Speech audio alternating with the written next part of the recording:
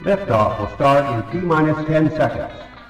10, 9, 8, 7, 6, 5, 4, 3, 2, 1. We have ignition. It's time! Seconds from Game 7 or from championship number 6. Jordan, open, Chicago with the lead! Behind the screen, Harper got a piece of it. It comes off. The Chicago Bulls have won their 6th NBA championship. Tying run at second, 2 out, Pompero over the head of Jenks. Uribe charges, throws, out! And the White Sox have won the World Series. To the far side around the 8-yard line to Hester. Under it, and to the middle of the 15, to the 20, breaks free of the 25, to the 30, to the outside, 40, midfield, 40, 30 of the coast, 20, 15, Hester 5. For the 3rd time in 6 seasons, it's one goal achieved. The Chicago Blackhawks win the Stanley Cup. A little bouncer slowly toward Bryant. He will glove it toward Rizzo. It's in time, and the Chicago Cubs win the World Series.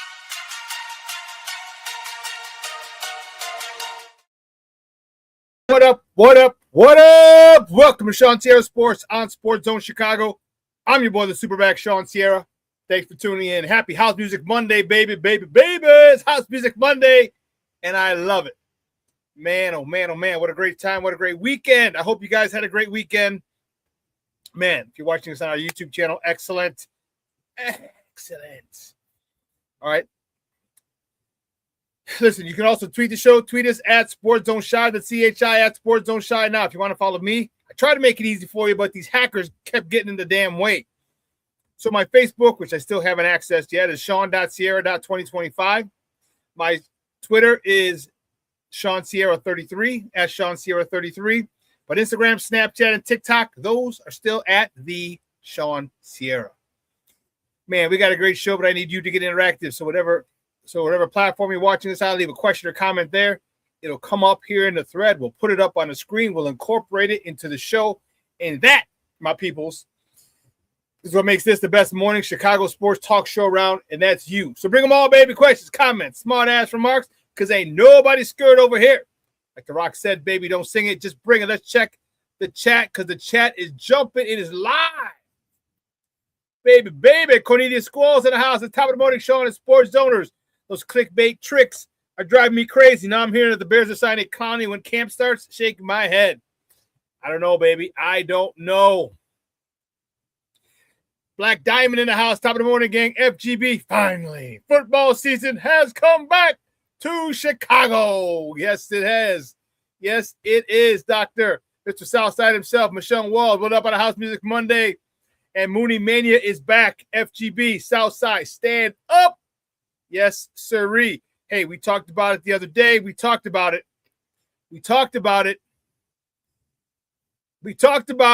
When's Mooney going to break out? I said, I'm counting the days. And he broke out. Boy, he broke out.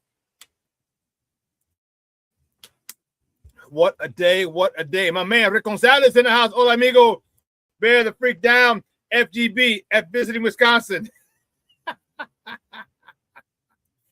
I didn't get to Wisconsin this summer, man. I'm upset.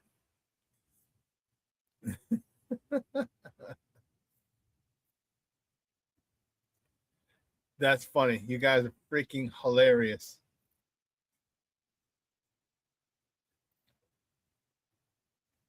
Listen, I don't know a lot about that, but I do know this. More of the usual suspects will chime in as the show goes on. That, my peoples, I can promise you. We got a great show, man. A great show at 10 o'clock. My man's and them, Herb Howard from the Bigs, is going to join us. We're going to talk Bears camp. It is here. Finally. Football training camp is here. The rookies reported Saturday. The veterans report tomorrow. First practice is Wednesday, I believe. So the veterans actually going to report tomorrow. And the first practice is Wednesday. So I'm fired up. We're going to have Herb on at 10 o'clock. We're going to talk about the upcoming season. his thoughts, any concerns he has. So 10 o'clock, my man, Herb Howard, the Bears beat writer for the Bigs, is going to join us.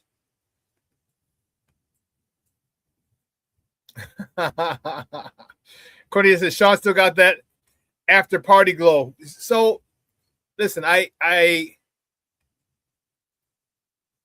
didn't, the boat party got canceled. Okay, that was unfortunate.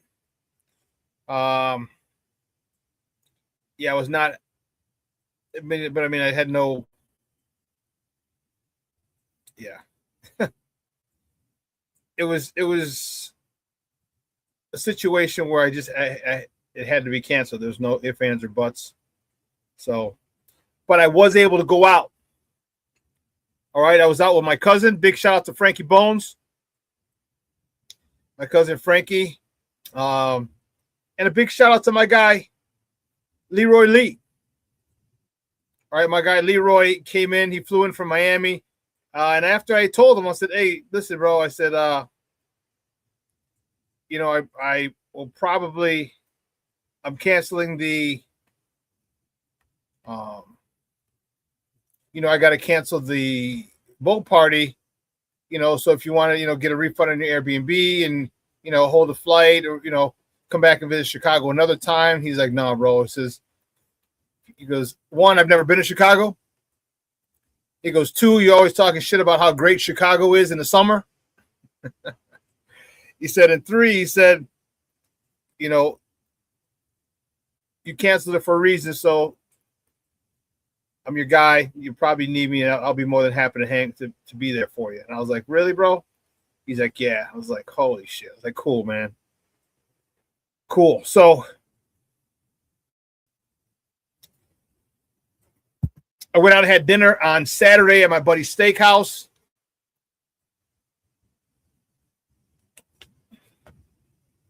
Big shout out to my guy that I do CrossFit with, Chef Joe Flam. Big shout out to him. Was at Boulevard Steakhouse. Boulevard Steakhouse, 814, 816. If you know where the old Chromium was on Lake Street, that's like 835 West Lake Street, right off of Lake Street, Lake and Hall, off of Halsted and Lake. And man, I'll tell you, great time. This steak. I got a New York strip. I cooked it meat. I asked for a medium. Man, perfect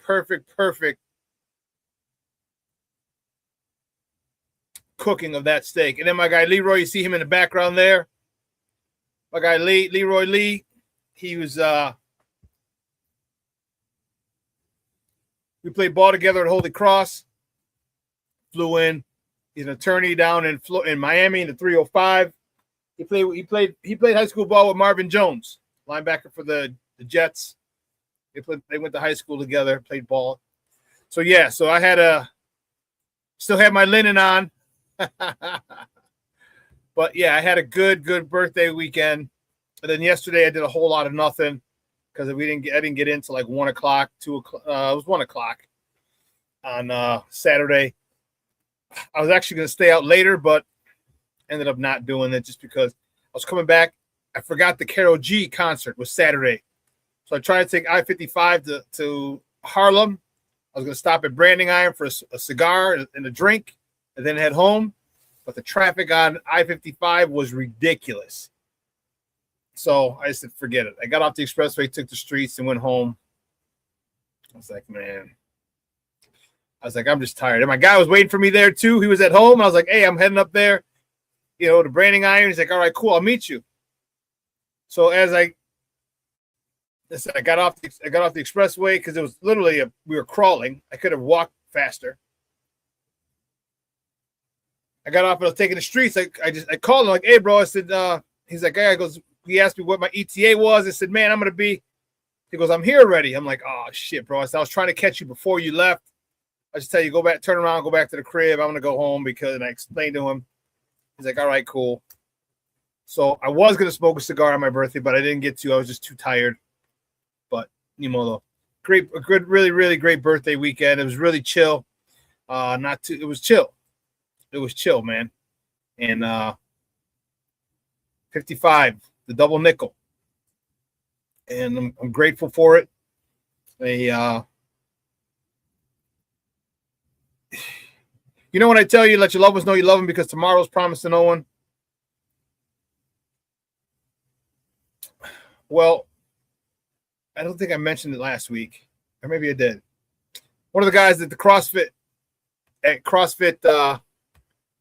gym passed out last week in the middle of the class and passed away. That was insane.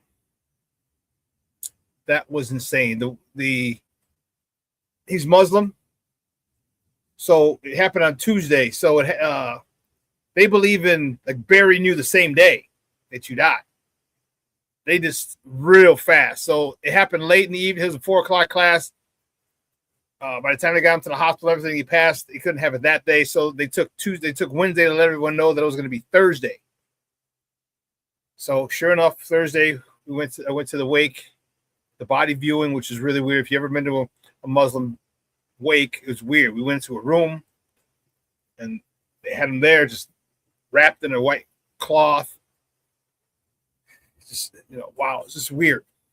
Really weird. That was my first time at a funeral or a wake like that, at a Muslim wake, I guess.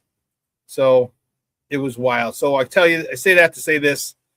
Let your loved ones know you love them, man. I mean, it was literally here today, gone tomorrow for our guy Farouk. And yeah. And then another good friend of ours at CrossFit, her mom passed away the day after Farouk passed away. So I'm telling you, life is fragile. It's fleeting. Please let your loved ones know you love them, man, because God bless it. Whew. But listen, we got a great show, man. I'm fired up. Let's get a crack-a-lackin', baby. You know how we do the first segment of every show was called Top of the Morning. It won't come just when you want it.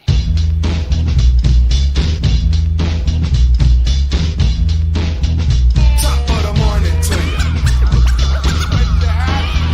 Top of the morning to you.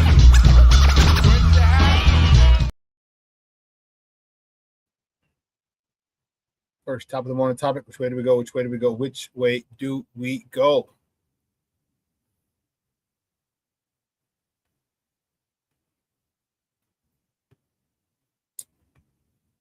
Here we go. The White Sox. The White Sox salvaged one game against the Astros with a 12-3 blowout victory yesterday over on the South Side. Eric Fetty started the game, got a no decision. 4 1/3, 5 hits, 3 earned runs, 1 walk, 2 strikeouts. It was Parents' Day, but it was also Munetaka Murakami bobblehead day.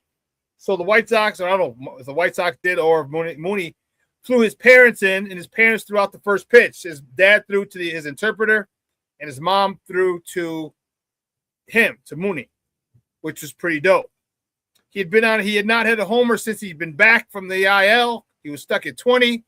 Yesterday, Murakami went 3 for 5 with 2 home runs to bring his total to 22, drove in 6, a career-high 6 RBIs, bringing his total to 48 on the season. Miguel Vargas was 1 for 5 with a homer, his 22nd, driving in his 62nd and 63rd RBIs of the year. Chase Mydrop was 1 for 3 with a homer, his 8th, driving in his 37th run of the year. Man, no rest for the weary, because the White Sox, the next top of the morning topic, the White Sox welcome the Bronx Bombers to the South Side for a 4-game set starting tonight. First pitch is at 6:40 p.m. Central. You can catch that game on Chicago Sports Network or listen to it on their flagship station, ESPN 1000. That's 1000 AM. The probables for tonight's game for the Yankees. For the Evil Empire, Max Fried is on a bump. He's 4-3 with a 2.97 ERA. He's going up against Noah Schultz, the local youngster, who's 3-7 with a 6.04 ERA. The White Sox go into today as Cleveland got swept this weekend. The White Sox go in with a 2.5 game lead in the American League Central. How about them there apples? Not them. How about them there apples? Next up, I want to talk about the Cubs. The Cubs cannot complete the sweep as they fall to the Pirates 8-7. Jameson Taillon was serving up batting practice. He got the loss. He's 2-6, 4 innings pitched, 6 hits, 7 earned runs, 2 walks, 3 punch outs, gave up 3 home runs. Not a good day. Another not good day for Jameson Taillon, leaving his next start up in the air. Seiya Suzuki was 1 for 5, hitting a homer late in the 9th inning, his 18th homer of the year, driving in his 57th and 58th run of the year. Nico Horner was 2 for 4 with an RBI, his 44th, and PC8 was 1 for 5 with his 60th RBI of the year. Staying with the Cubs, no rest for the weary. The Cubs head down I-55 to the Lou for a 4-game set with the Cardinals. First pitch tonight is at 6:45 p.m. Central. You can catch that game on the Marquee Network or listen to it on their flagship station, 104.3 FM or 670 AM, The Score. The probable for tonight's games. David Peterson's on the bump for the Northsiders, he's 5-7 with a 5.97 ERA versus he's going up against Matthew Liberatore for the Cards, who's 5-7 with a 5.18 ERA. The next top of the morning topic is the WNBA All-Star Game was in Chicago this past weekend. And Team Witherspoon beat Team Coop, Cynthia Cooper's team, 129-122. Jonquel Jones from the New York Liberty led the way with 22 points, 13 rebounds. Alicia Gray on the Atlanta Dream had 19 points. And Caitlin Clark, Indiana Fever superstar, contributed 17 points in the win. Tell you, so this All-Star Game set a record. This set a record for the most attended WNBA All-Star Game in its history. It happened here in the Chi. I love it. Beautiful things, great things happening in the Chi. I love it. My man, Shorty, checking in. Top of the morning to you. Mr. Shorty says to everyone, Mr. Shorty, how you doing, my friend? Thank you for tuning in. Truly, truly appreciate it. Next top of the morning topic, the Bears training camp starts on Wednesday. The Bears rookies reported on Saturday, and the veterans report tomorrow. First practice is Wednesday. And I'll tell you what, some of the veterans are there already. I believe Caleb Williams is in the house, and some other veterans have arrived. Many veterans don't leave because sometimes there's what a lot of teams will do is they will give you a workout bonus. Okay.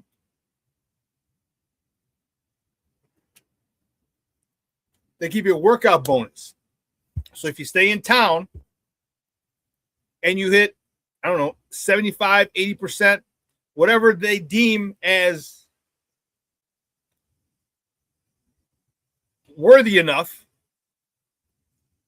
as sufficient, you get a bonus. Right? So if you stay here for the entire off-season program, in their contracts now, if they have a workout bonus, they'll get a workout bonus, whatever it is, 100,000, 500,000, a million, whatever it is. So a lot of players stay here. A lot of players have that in their contracts, and a lot of players stay here over the summer. They might take a week off, to go on vacation, but yeah. So a lot of veterans are here. They're scheduled to report tomorrow. Rookies have been here since Saturday, and I am fired freaking up. Sorry, Shorty. It's like, man, I'm sad today, Shawn. I missed my dog the worst way today. I hear you, bro. I know a lot of dogs become a part of the family. They become a big part of the family, and not having them around, they have their own personalities. They bring their own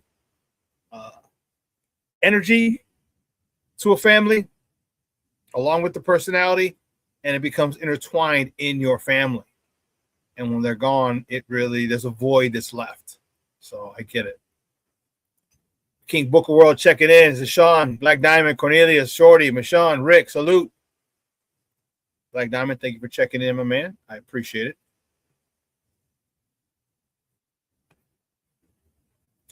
And camp hasn't even started yet, and a whole bunch of Bears fans are saying, what the fuck? Not again. What the fuck? Fudge crackers. The next top of the morning topic, the Bears have placed linebacker TJ Edwards on the active non-football injury list.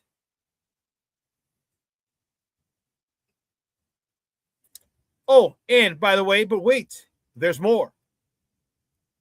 On the PUP list, physically unable to perform list. See if any of these names ring a bell. Linebacker Keyshawn Elliott. Defensive back Kyler Gordon. Linebacker Noah Sewell. Offensive lineman Ozzie Trapillo. Defensive lineman Shamar Turner. They're on the PUP list, physically unable to perform list. So they will miss the start of camp. Now, Kyler, you just signed a big contract last year, boss, or a couple of years ago. They need you in camp.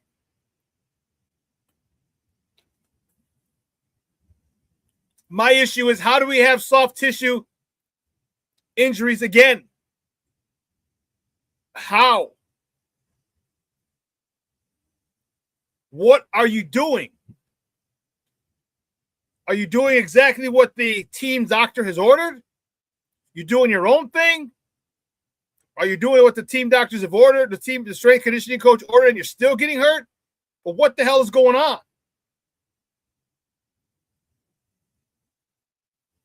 Because they're going to need Kyler Gordon more than ever. He's got to be an integral part of this defense. We lost playmakers. We lost Kevin Byard in the back. We lost Nashawn Wright.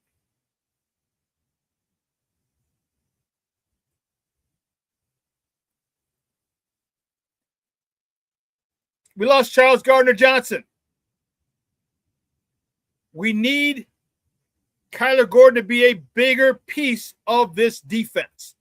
And now he's out missing again. I don't know about you, but hell, I'm tired of this son of a gun. All these damn soft tissue injuries. Tired of it. Tired of this crap.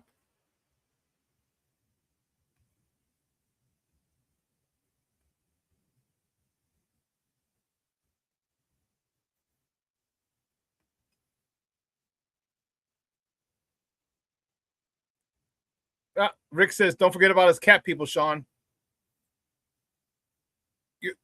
You must be a villain, Rick. You must be a villain.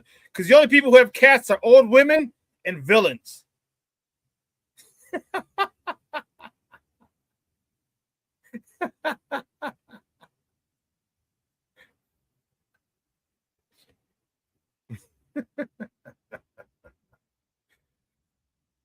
King Booker Will says, Gordon can't perform? Color me shocked. In today's news, the sky is blue, clouds are white, and I'm black.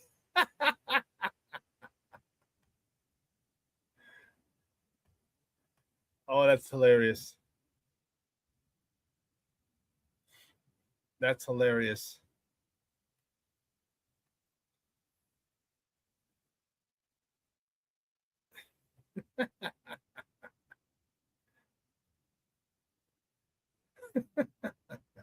Rick says FGB. He's laughed my ass off. FGB.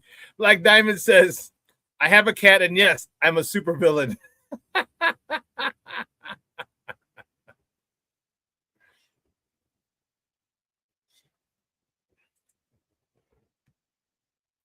Michelle Wall says apparently Kyler don't put in the work on his injured body. I don't know if he doesn't put in the work, but what kind of work's he putting in? That's the question. Man, I mean, year in and year out, it's always something else.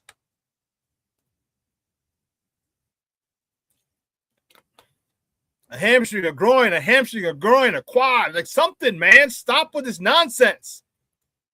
You think you're a dancer. You would think you know how to stretch properly, or you'd be into yoga or something, or they would force you into doing yoga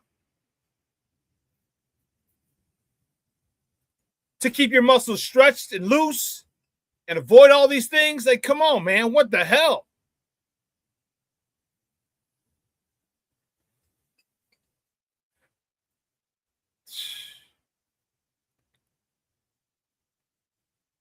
That pissed me off. And it's last top of the morning topic. This came across the wire literally an hour ago. Less than an hour ago. This is insane. Not was, it is insane. Mia Bieniemy, the wife of Chiefs offensive coordinator Eric Bieniemy, who was the Chicago Bears running back coach last year, was shot at the couple's home in Virginia. Eric was away with the Chiefs in St. Joseph, Missouri, at the Chiefs training camp on Sunday. So that is insane.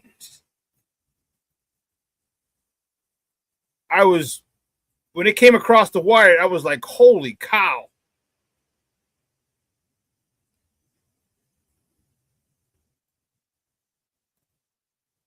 It was just unbelievable.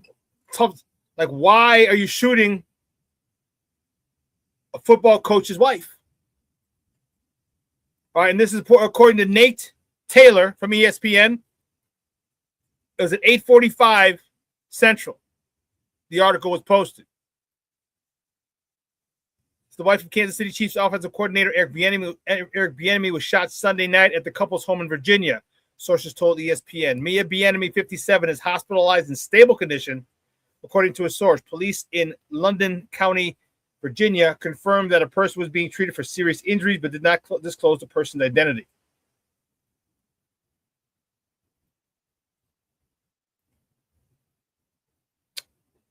It said a Loudoun County Sheriff's Office spokesperson Leah Paul said Monday that police responded to a report of a shooting at a home located at a 20,000 block of North Park Drive in Ashburn, Virginia, 7:32 p.m. Eastern on Sunday. Chief said in a statement they are aware of the incident involving Eric Bieniemy's family, but did not provide further details. Crazy. Insane.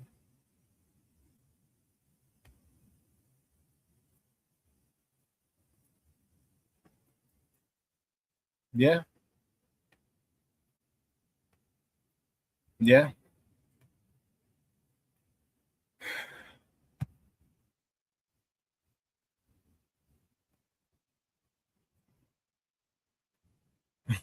Cornelia says, I think Kyler has lost his love for football. I think he wants to be a model. I question his commitment and his love to football. I do.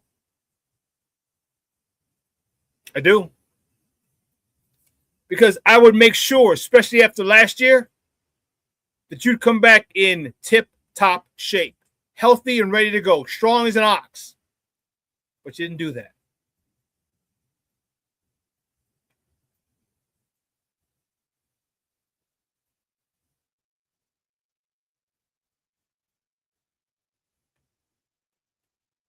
Yeah, nice that they gave her address. Prayers for Mrs. Bieniemy. Yeah, thoughts and prayers go out to her, man. Holy cow.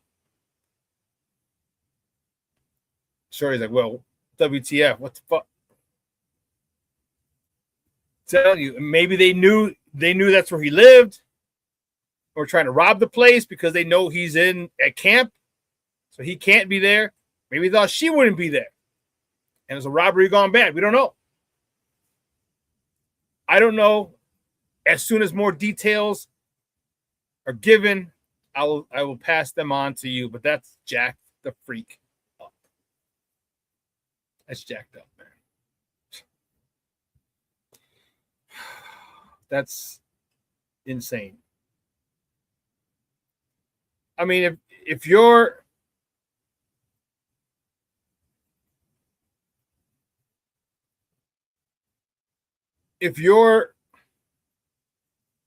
Eric, how do you work? You know, like I don't know the relationship between him and his wife, so I don't know the guys. Okay. But how do you work? You know, your wife's been shot.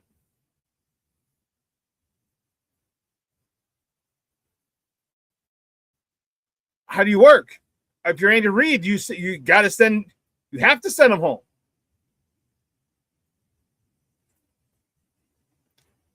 You have to send him home. Because what does that say about the Chiefs organization if you don't let him go home? Or not even let him go. If you don't tell him, you got to go. Go take care of your wife. Go take care of your kids. Go take care of the family. Go take care of that whole situation. Your assistant running back coach will come in. Something. There's got to be an assistant offensive coordinator because that's why he left the Bears to go back to Kansas City so he can be their offensive coordinator. So you got to have whoever the quarterback coach is has to have a decent grasp of the offense, but he can't be there. He can't be there. Because what does that say about you as an organization if you don't let him go or if you don't tell him he's got to go? What does that say about you as a man that you don't go and check on your wife in the hospital? What example are you setting to your players as young men? I'd rather be here than with my wife, the woman that for better for worse, for sickness and health, to death do us part. I'm not going to hang with her when she's been shot. You got to go. You have to leave. And don't tell me I'll be so disappointed if he's involved in it somehow, some way. When I first saw it, that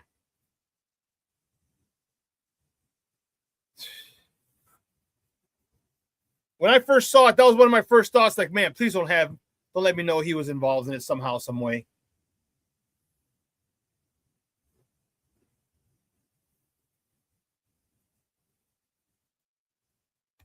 King Booker World said, Reed's one of few other coaches I like, and I think he has some sense, so I believe that was the first thing out of his mouth. I hope so. He does seem like a down-to-earth dude.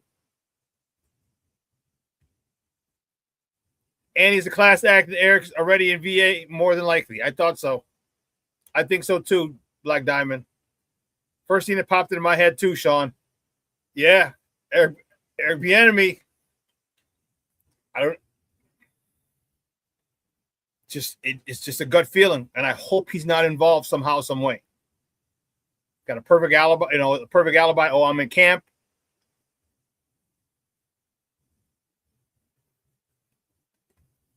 Well, they didn't give the address, if I'm not mistaken.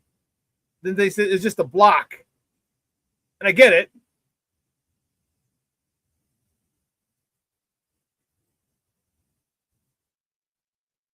Yeah, they said the home located on the 200,000 block, 20,000 block of North Drive in Ashburn. So the block, like 60, is on the 6100 block of Western. You know what I mean? They didn't give the actual address. So, yeah, they didn't give like 2037, 237, Mockingbird Lane. No, they just said on that block. So it's a whole block. But still, that's jacked up, man. Thoughts and prayers go out to her. Go out to him. If they have any kids, out to the kids, because now mom's. Whew. Again, let your loved ones know you love them, because tomorrow is promised to no one. Wish her a speedy recovery. Man. Talk a little baseball, baby. Talk a little baseball. The good guys on the South Side. I don't know if this might make your day.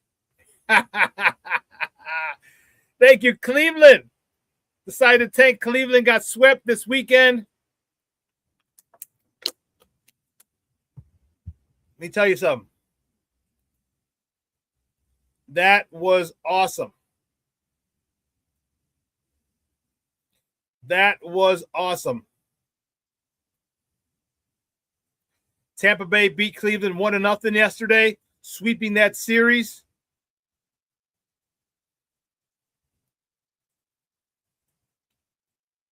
I mean, but Tampa's in first. Tampa's in first in the American League East at a 62-43 record. The Yankees, who are coming to town today, are in second place, 3 games behind. They're 59-46, while we are 55-49. However,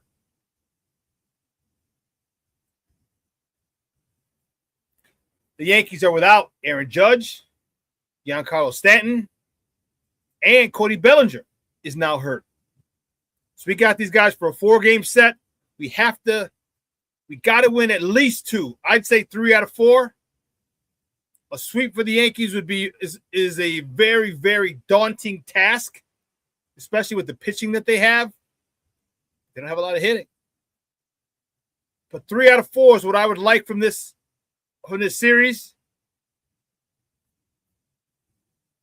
And they're coming to the South Side, baby. Coming to the South Side. You know, Munetake Murakami, yesterday was awesome. It was Parents' Day. It was also Munetake Murakami's bobblehead day. They said they flew his parents in, or his parents were in. I don't know how they got here, either him or by the team, whatever. They threw out the first pitch, which was dope. His dad to the interpreter, and his mom to him. And he goes off and has a day. He goes off and has a day. That was something, boy. That was something. That was awesome.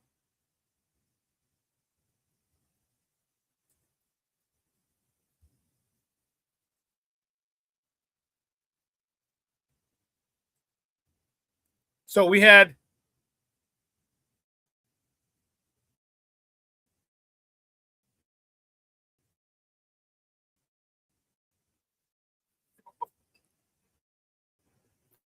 come on, what are you doing? I'm trying to do station last week, if you recall, Gabrielle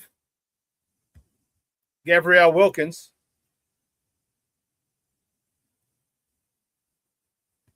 we had this conversation last week.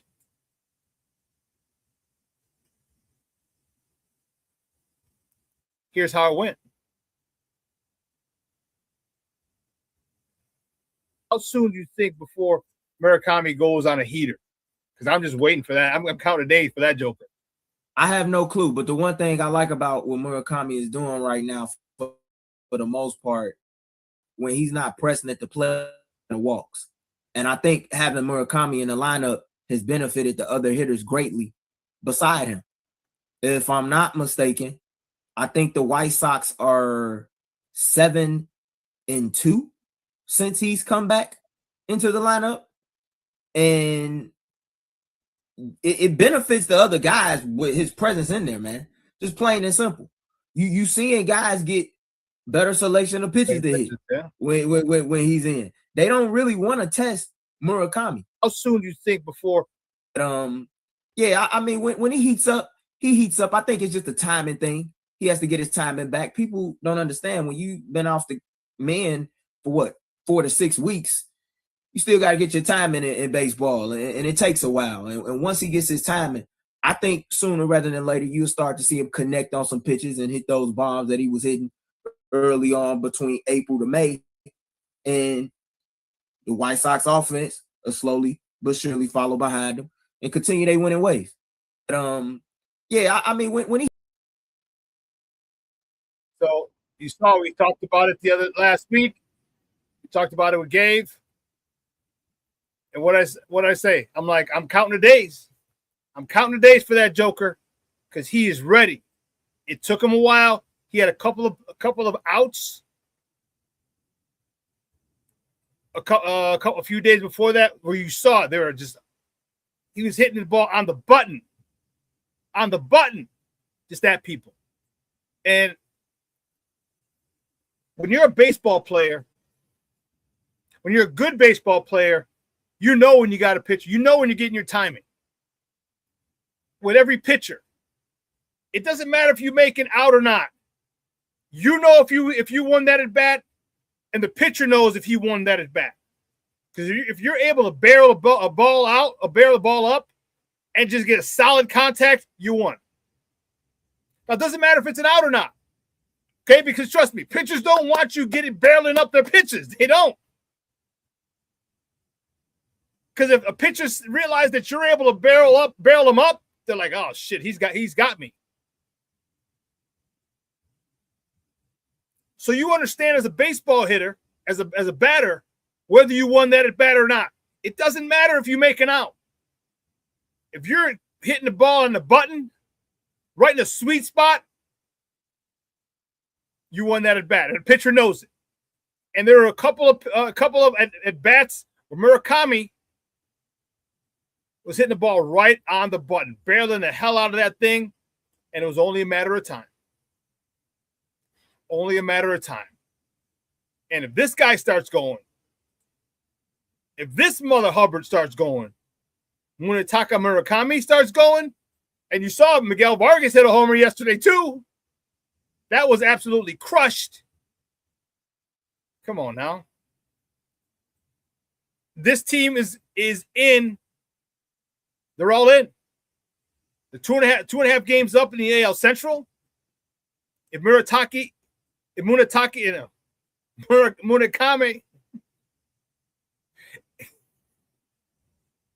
Murakami. If Murakami starts hitting and if he gets on the same heater that he was before the All-Star break and gets 40 home runs, 20 home runs actually 18 more home runs for the rest of the season, you better watch the hell out. Because they all won't be single shots. They all won't be solo homers. I can guarantee you that. And they're gonna change the tide of some game. They might put the Sox ahead if it's a 3-run homer, 2-run homer, or lead. If the team cuts it to 1, boom, he extends the lead by 1 run or 2 runs or 3 runs.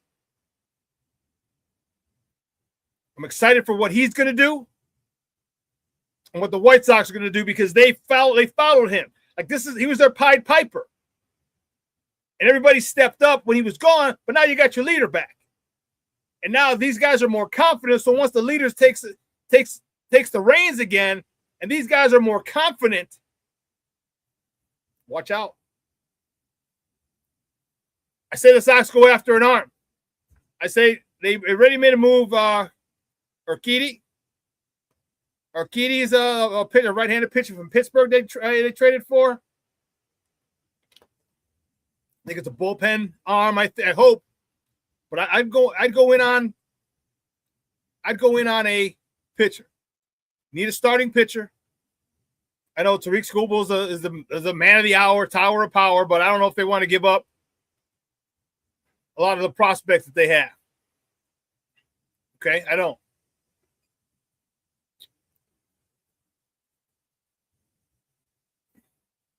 But we'll see. We'll see how it plays out. If you get Bob Nightingale wrote, he said the Sox wanted a pitcher, an arm, and not give up anything. Well, gee, wouldn't everybody? According to Bob Nightingale. But according to oh goodness. I just lost his name.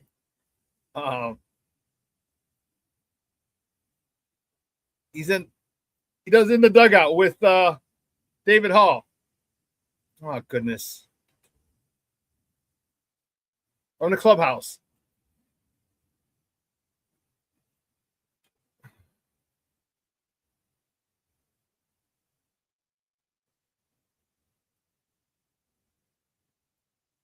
Bruce Levine. I'm sorry. Bruce Levine. He said that the Sox are willing to give up one of their top prospects if they get a good pitcher, a quality pitcher with control. Like not a rental. Like at the end of the year, he's a free agent. If they got a year or two of control after this season, they'd be willing to give it up, which they should.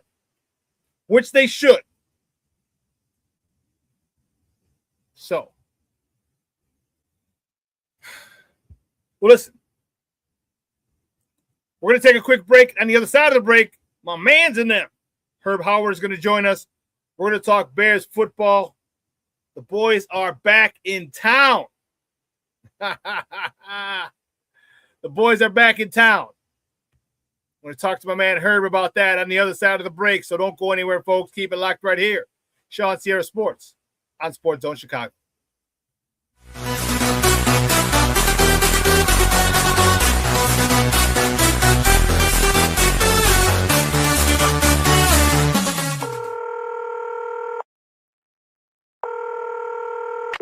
911, operator 901. Where's the emergency? 127 Brynmere. Okay, what's going on there? I'd like to order a pizza for delivery. Ma'am, you've reached 911. This is an emergency line. Large with half pepperoni, half mushroom. You know you've called 911. This is an emergency Do you line. know how long it'll be? Okay, ma'am, is everything okay over there? Do you have an emergency or not? Yes. And you're unable to talk because... Right. Is there someone in the room with you? Just say yes or no. Yes. Okay, it looks like I have an officer about a mile from your location. Are there any weapons in your house? No. Can you stay on the phone with me? No. See you soon. Thank you.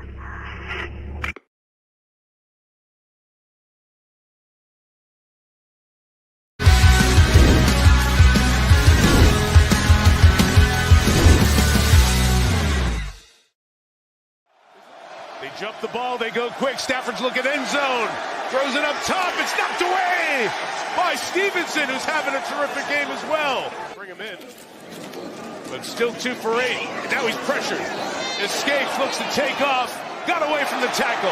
Williams got a downfield block. There goes Caleb to the 37-yard line. With the 2 timeouts and the 2-minute warning here. See what they do. Inside run Williams. That's a big play. Back behind the line of scrimmage. End of game.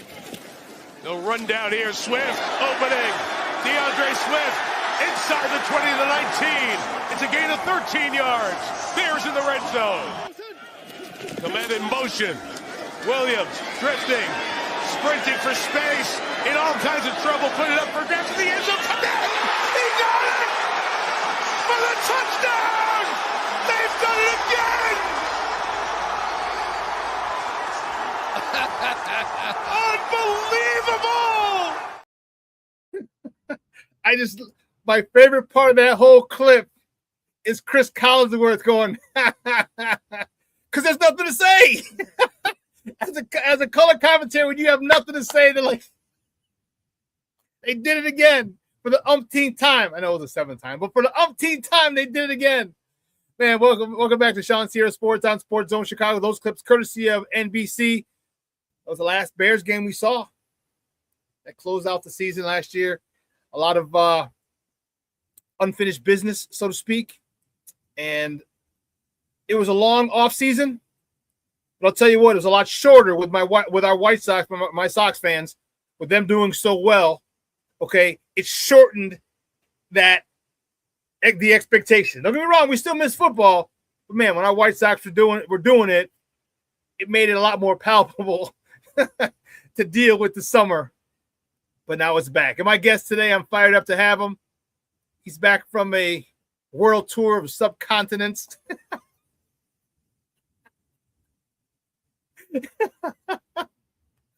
Oh, he's back on the beat. He's ready to go. He's ready to go, man. He's the beat writer for the Bigs.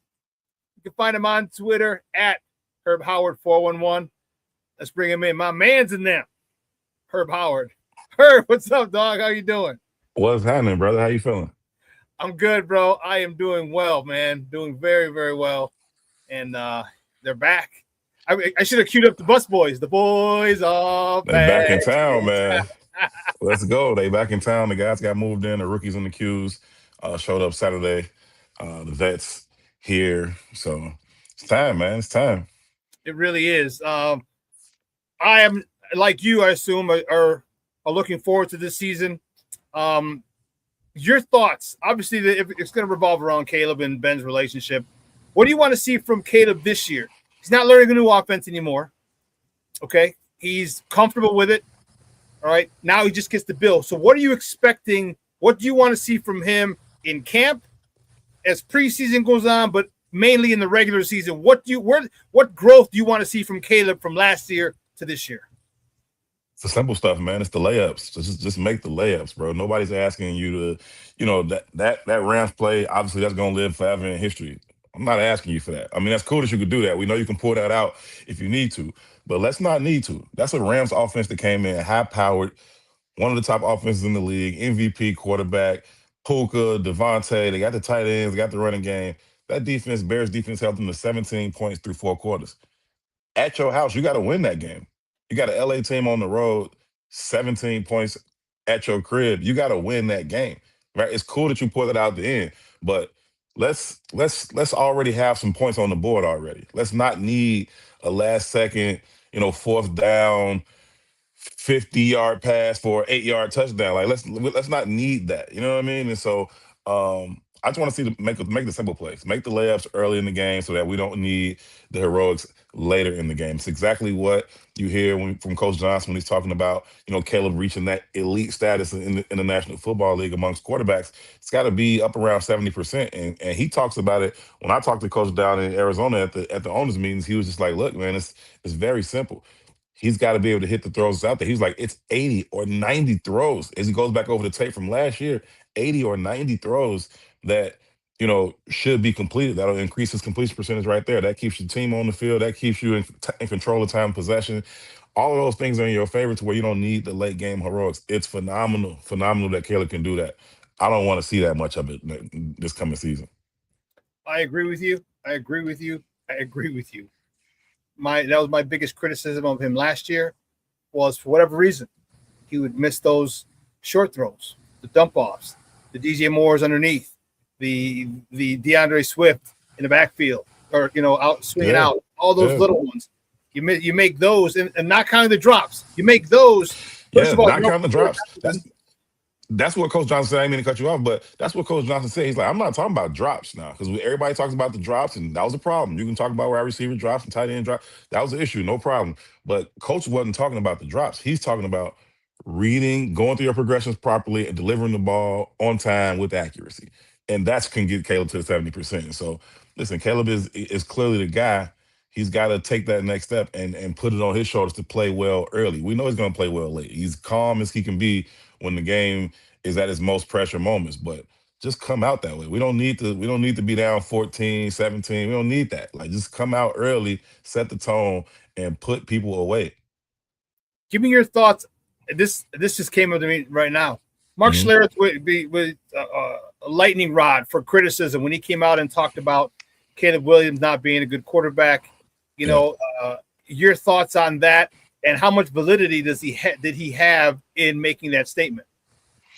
I mean, Stank's been doing it for a long time, so he obviously has some credibility. You talk about a guy who played with John Elway, one of the best to ever do it. That being said, I think in these times people struggle with nuance, man. And so, he's talking about, playing the quarterback position and how it can traditionally be played. And to that point, he has some validity in what he's saying. But when you hear him say, "Oh, he's not a good quarterback," then that's just the headline, and people go off and like, "How can he not be a good quarterback?" We all know that's not true. He is a good quarterback. But you talk about his ability to manage the game, and I know that has some type of negative connotation on it. It's taboo. Nobody wants a game manager. I do. You know what I mean? Like I do. And if your game manager has some special in him, which Caleb clearly does, that's even better. But manage the game a little bit better. I think that's what Stink was talking about. I didn't dive too deep. I didn't watch the whole thing to get the full context of it, but I think he was speaking more of the mechanics, taking those layups like we were talking about earlier, getting in and out of the huddle. Those are things we want to see get taken care of right off the bat in training camp this year. We know last year in training camp, they struggled to get lined up, right? They got to keep sitting back in the huddle. They're getting all these pre-snap penalties. I don't want to see that this training camp. I want to see them getting in and out of the huddle quick, be very fluid, snap the ball with, plenty of time left on the play clock. Too often we see it get down to 2-1. They're trying to get it off. Get off to the line of scrimmage, get set. Those are the types of things that good quarterbacks are able to do. I think that, as much as anything, is what Mark Schleff was talking about.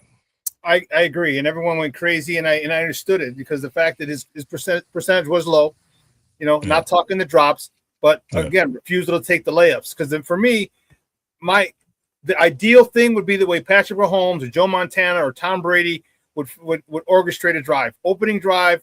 There were times where we see Tom Brady not throw a ball more than 15 yards. Give me a slant, give me a hurt, give me a hitch, give me a quick out, give me because it's second and 6, and then it's 3rd and 2, and then it's first down again. Like it's just bing, bing, bing. And then we keep matriculating the ball down the field. and then what happens there is the defense gets tired, not just physically, but emotionally. They get tired. And emotionally, yep. Yeah, they're like, damn, not at 32, we got to get it. Damn, we got to stay out again.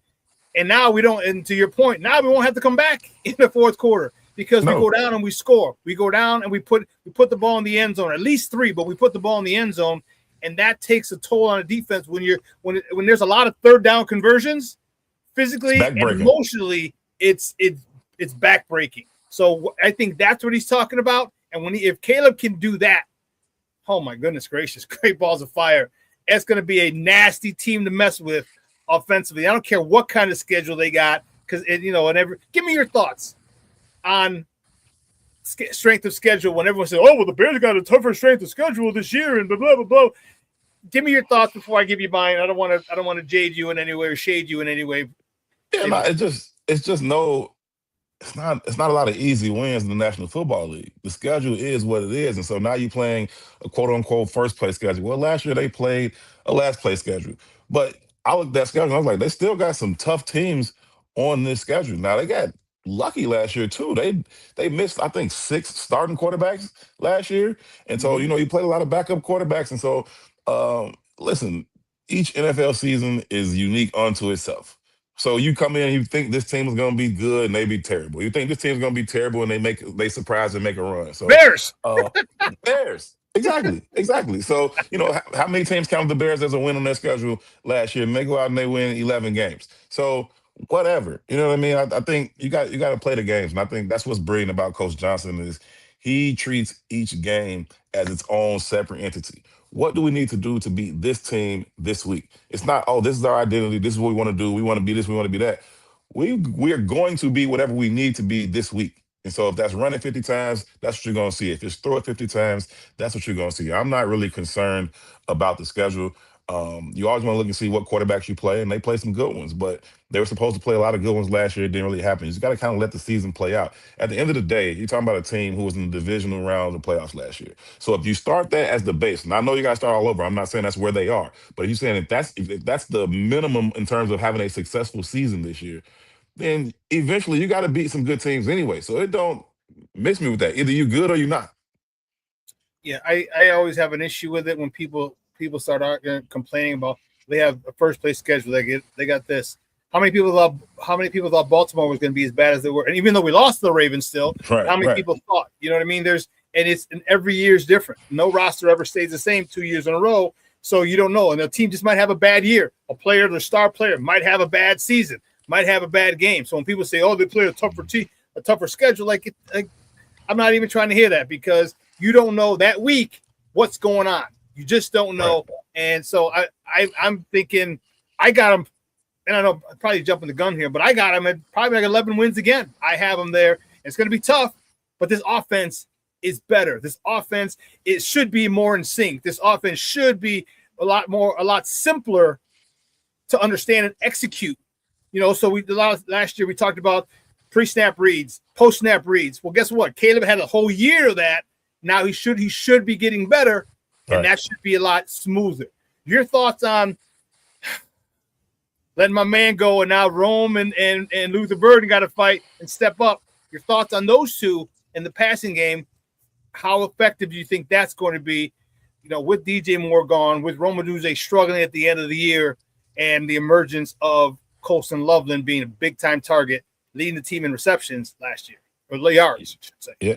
The business of football is tough sometimes, and that's just what happened with DJ Moore. I mean, the Bears needed to create some cap space, and that was the most efficient way for them to do it. And they had afforded themselves the ability to do so in drafting Rome, Luther, Colston, and those guys stepping up and developing as quickly as they did. And so certainly wasn't a surprise. Hate to see it. DJ was one of my favorite players on the team. I mean that on the field, off the field. Like I really rock with DJ. So wasn't happy to see him go, but I certainly understood it. And now it's just time for the next guys to step up, right? You talk about Colston leading them in yards last year.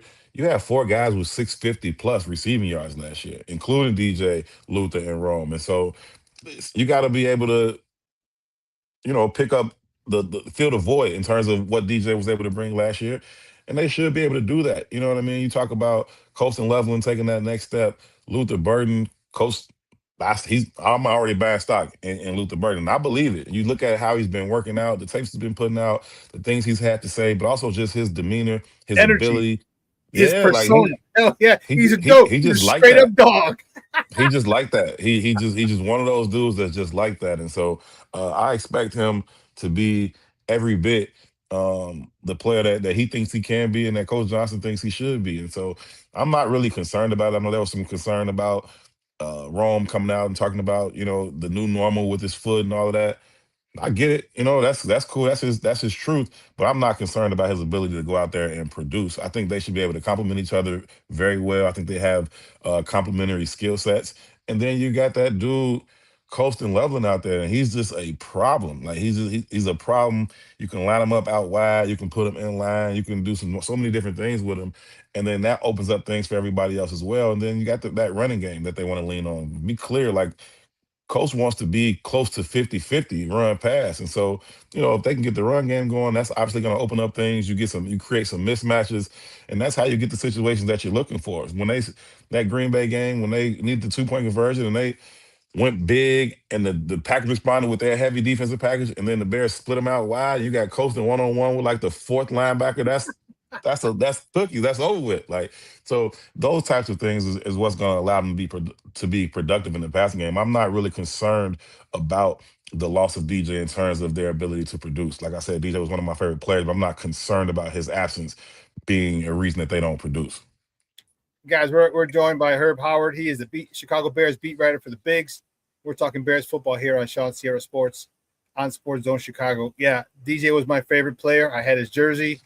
Man, that hurt me. He worked his football camp, so just he was just a real cool dude. You know what I mean? Yeah, for sure. And you know how it, of course you do, because you're there every day. I was just there once a week, but just he was a cool dude. And when you see people like that, you hear what he did in Buffalo about the t-shirts? Nah. Oh yeah, bought them all out the store, told him to give them to the fans. Yeah. That is quintessential DJ Moore. Just like give them away. You know what I mean? And I just thought that was dope. Because them shirts are like $25, $30 for a t-shirt. It's like, here, sure. I'll pay for them all and just give them away. And a good way to ingratiate himself with the fans. But that's who he is. They don't love him out there in Buffalo. Man. And the Bear and they have the new stadium. They opened up a new stadium. They got DJ out there now. And the Bears got to go there. The Bears gonna pull up there. And it's funny, I asked Tyreek Stevenson about it. I don't know, in the spring, about going out there to play DJ, because he had talked about in his press conference, Reek was saying, that he's grown up a lot and going against DJ one-on-one, and his rookie year, DJ would get on him and whoop him, and then he got better. And so I was like, what you gonna do when you get out to Buffalo? Like, what you gonna do when you got to guard DJ in Buffalo? And he's like, oh, we gonna strap him up, no problem. I'm like, oh, okay, sound good. So I was really just messing with Reek. I didn't think nothing about it. I get home later that day, and DJ messaged me like, why you starting shit, bro? I'm like, I ain't starting nothing. First of all, why are you still watching Bears press conferences? Go sit down, man. So, it'll be fun. He's just a fun dude like that. Definitely gonna miss him being around, and looking forward to that Bears Bills game in Buffalo. Yeah, it's gonna be great. You did mention the run game. I'm excited for it, dude. Me, a former running back, I love when they punch you in the mouth and stop me if you can. I dare you to stop me. And talk to me about the left tackle position, because that's a key thing, Caleb's blind side, but also to talk to me about the center position. All right, Drew Bellman retired. All right, they got Garrett Bradbury, but they also drafted Logan Jones, and that's a dude that started at Iowa as a freshman. And for those people who don't understand, Iowa is an offensive lineman factory. It's like Iowa, Ohio State, Nebraska, and Michigan.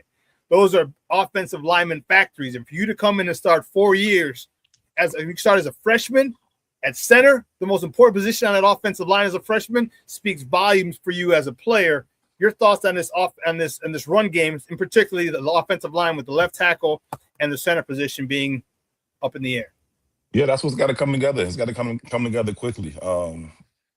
I think sometimes people underestimate how important that center position is, and the chemistry with the quarterback, and also just making sure we're seeing the game the same exact way. When we walk into the line of scrimmage, we got 5-6 seconds to make sure you see exactly what I see, and then we communicate that out to everybody else in terms of getting this thing blocked up and protected. And so they got to get on the same page quickly. They obviously go get a veteran, Garrett Bradbury. He's the center for a Super Bowl team last year. So obviously he can get it done, at an adequate level. But obviously the Bears didn't think that was their long-term answer, because they won the draft and they said, hold on, this kid coming out of Iowa, like you said, you talk about coming out of Iowa, the pedigree is there. You understand exactly what you're getting. This is a guy who knows the game, knows football, loves the game. He's been taught at the highest level. And so I think probably sooner than later, if he is who we expect him to be, I don't know how long they're going to be able to keep him on the bench, right? Because the projection is that he's going to have a better career than Garrett Bradbury, right? That's certainly the projection. So now how quickly does that happen? How soon can you see him come into that type of player? And I think we're going to find out pretty early when the pads come on. I'm not saying he's going to be a week one starter, but if he's able to show himself capable of digesting the offense, making the calls, making the checks, and then holding up physically, I don't know how long Garrett Bradbury is going to hold him off. And I think it would probably behoove the Bears, if he's going to be your center going forward, to get him going as soon as you think he's ready. You know what I mean? Not to the detriment of Caleb or the offense in general, but if you think he's ready, middle of the season, let's go. So they don't have to relearn again next year, because he's going to be the guy. So as soon as he's ready, I'll say get him ready. At left tackle, there's some question marks. It just is what it is. Braxton Jones, to me, is the leader in the clubhouse, if you will.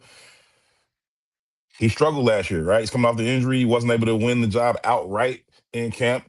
I don't think that position ever got settled down. Ozzie Strapillo came in there. He did okay for you for a little while. You got the Canadian Eagle. He comes in and he does his thing a little bit for a little while, but you never really heard a sense of comfort from Coach Johnson about what was happening at the left tackle spot. And so they go in, they bring back Braxton, they sign Jedrick Wills. So they make some investments there, but I think you still got a lot of bodies and without any sure answers. I think that it's going to be Braxton, and I think Braxton should play well. The Bears don't have an all-pro left tackle on their roster. They just don't. And that's okay, because they got an all-pro left guard and they got an all-pro right tackle, and Jonah Jackson played at a Pro Bowl level last year as well. And so they should be fine, but they got to figure those things out. I think you want to see Braxton Jones come in and nail that thing down pretty early in camp. I don't want to see him, rotating with, Karan Amagaji and Jedrick, and I don't want to see that too deep in the camp. By week 2, I kind of want to see that thing get settled down. Here's the guy. He's getting the first team reps, and we rolling. Okay. I hope Jedrick Wills wins that job. First round pedigree. You don't get drafted in the first round as an offensive tackle unless you have some special traits. He was out of the game though last year. That don't concern you a little bit? It concerns me a minute amount, because the one thing he said was he took a year off to heal his body. And to me, that maturity says a lot to me, because again, first of all, coming out of Alabama, you got a pedigree. All right, just getting that's right. a scholarship to Alabama. You got a pedigree. Right. First round. All right, getting drafted in the first round. That's why I And- have my eye on Proctor too, but that's another story. Yeah. If we can get him, he could be our left tackle for the next 6-8 years, and he won't cost that much because he's a reclamation project, I would imagine. I think Braxton can still go on to another team and be really, really more than serviceable. Because I was watching on Twitter the other day that run 2 years ago where he pulls and just knocks the hell out of 33 on the Packers, just spins him around like a cartoon. And it just, I love his athleticism. But if we can get a first round left tackle, someone like that, man, I mean, either one. But I hope Jedrick Wills can win it. And I'm anxious to see. I heard that Braxton Jones got a little bigger. Put on some meat. I'm like, okay, just don't lose your athleticism because you're never going to be a mauler. You're going to be a get out and run. You're going to be that athletic tackle. And when we get out and run, which we love to do, Calvin Ungai and DeAndre Swift are going to need you knocking people out like you did that 33 character on the Packers. So well, Braxton is always going to be his lower body, right? He just doesn't have a naturally large frame on his lower body. His legs, his backside, he's not big down there. That dude, And when you want to anchor against some of those bull rushes and stuff like that, it's just a little bit tough for him. And he's tall, he's got to get down there. So that's always going to be an issue for him. His athleticism, his IQ is what allows him to play at a pretty high level for a fifth round pick. You know what I mean? For a fifth round pick out of Southern Utah to come in, be a starter 3-4 years, and then come back on another 1 year deal. So we'll see.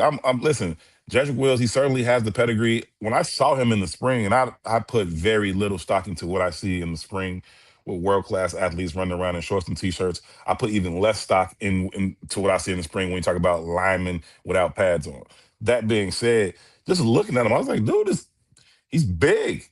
He's big and he looks athletic, and like he's got this visor he was wearing in practice, and I looked out there at him and saw that 71, and for a second it just gave you a quick Trent Williams vibe. Now, obviously, Trent Williams is one of the best of his generation. I'm not saying that about Jedrick Wills, but when I just looked at him, saw the 71, the visor, I was like, damn, he looks like Trent Williams. Can you go play a little bit like that? Can you go be something like that? So listen, I don't know what we're gonna see from him. I think the Karan Amagashi experiment is probably close to being over.